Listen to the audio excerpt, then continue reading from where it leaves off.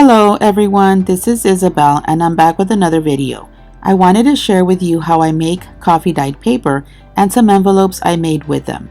I made a set of 5 matching envelopes. Not sure what I will be using them for, but they will be ready for when I need them. Perfect for a journal or a thank you card. I do love how they turned out. Let's begin with dyeing the paper. I'm sure there's many ways to dye paper, but this works for me. I get the leftover coffee and dump it into this plastic container. I dip regular copy paper and then place it on a recycled cardboard for drying. I dye paper until I run out of the coffee. Right now I'm only showing copy paper, but I have dyed tracing paper and parchment paper. I have also die cut large tags from manila folders and those have turned out really nice. I also have dipped the paper once and let them dry and dip them again for a darker color. It's really about how much time I have at the time that I am dyeing the paper. The variations among the paper is beautiful. It doesn't take much time for the paper to dry. Once the paper is almost dry, I turn them over to speed up the drying. Sometimes I just dip them before I go to bed and let them dry overnight and they are ready the following morning.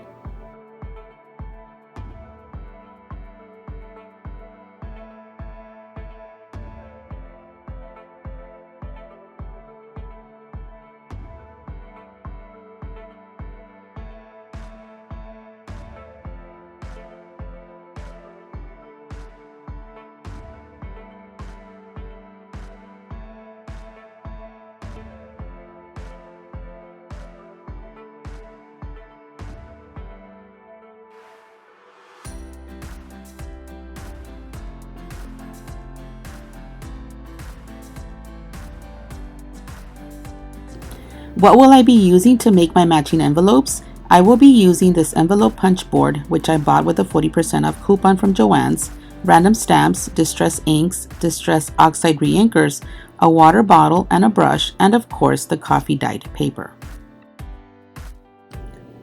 Let's begin. As you can tell, the color variations on the paper is beautiful. I love the way it looks and the way it smells. There is no way you can get this with inks. At least not without taking forever and using lots of ink. The leftover coffee is usually thrown away, so dyeing the paper ends up being a cheaper alternative than using your inks. So save your inks for the finishing touches on your handmade envelopes. That's what I'm going to do. According to the measurements on the punch board, all envelopes begin with a square shape. So I cut some papers to 8.5 inches. As you can tell, some of my pages are torn. Do not move your dipped papers when they're wet. They will tear. Wait until they're mostly dry. I get impatient sometimes with the drying, but do you see all those pretty stains on the paper? I never knew I would enjoy working with coffee dyed paper. Now I'm just looking at the various sizes of cards for the envelopes. Don't get confused like me and think that the measurements are for the envelopes. They're not. The measurements are for the cards that will go in the envelopes, which of course makes sense.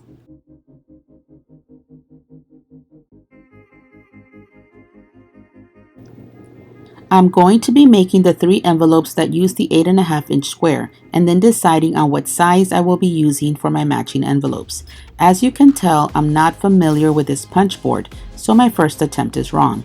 Since I don't read directions, I know. What do I always tell my kids? Always read the directions so you know what you're supposed to do. I start by placing the paper at the score line for every turn, which is incorrect. You're supposed to put the paper at the score line and then line up at the score line for the next 3 turns. Once I finally do it right, I like how efficient this tool is. I then make the next 2 sizes available for the 8.5 inch square.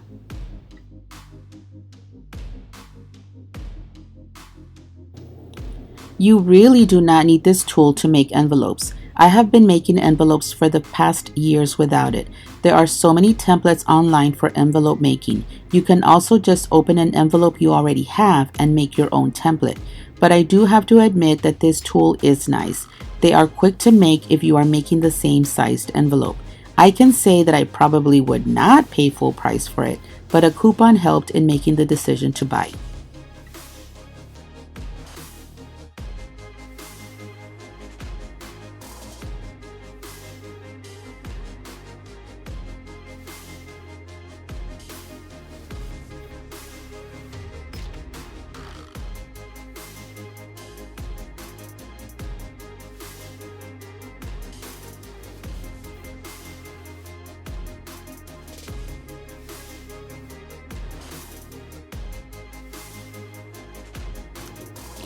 Once I have sample envelopes from the 8.5-inch paper, I see that they are too large for future projects.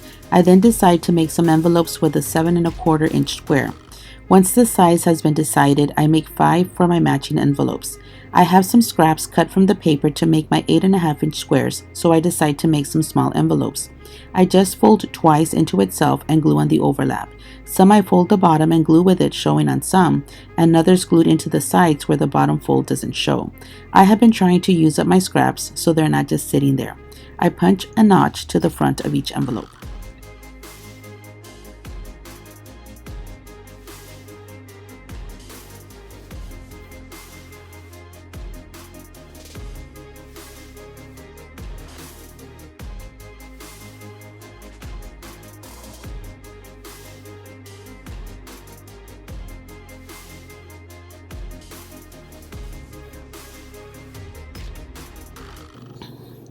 Now onto the stamps. I gathered some stamps that are not too large. I gathered a lot just to make sure I have a good selection for when I begin.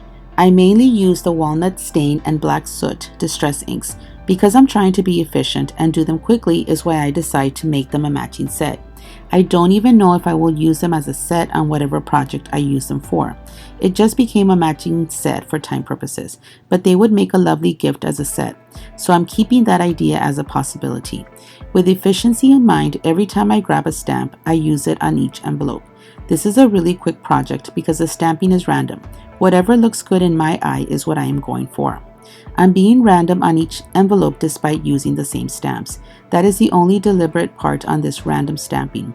When I have leftover ink on my stamp, I either stamp on the back of the envelope or I stamp on the smaller envelopes.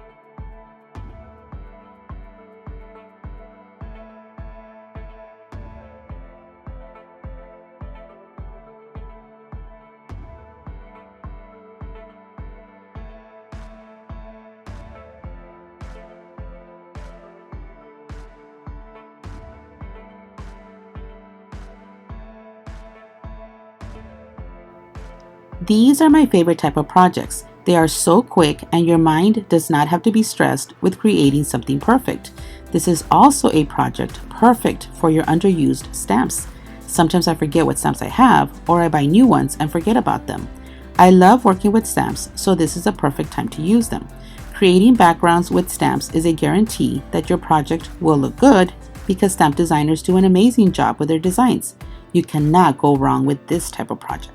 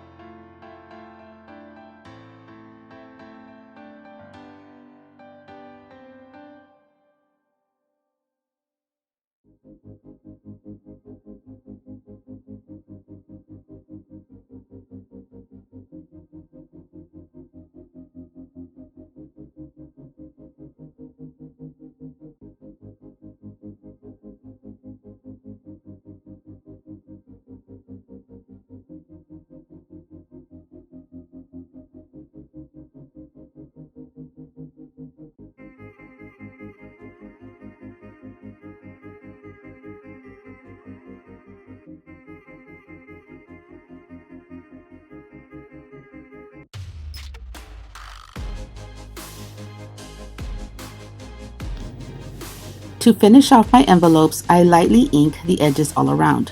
What do you think so far? Easy project? Something you'd like to try for yourself? Is it something you're already doing and I'm so behind? Do you have neglected stamps that are waiting to be used? Would this make a perfect gift for a friend that shares this hobby? Is there someone in need of a random act of kindness?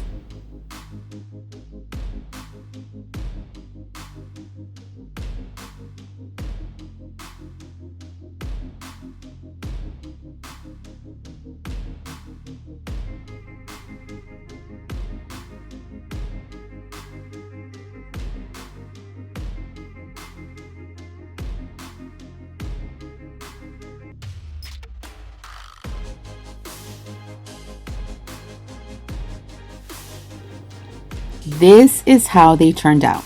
I loved them and thought I was done. The next day, I came back and looked at them again and thought, there is no color. Must add some color. So I grabbed this pretty green color and started lightly splattering ink. Then I needed some black ink and added that. And then I was done.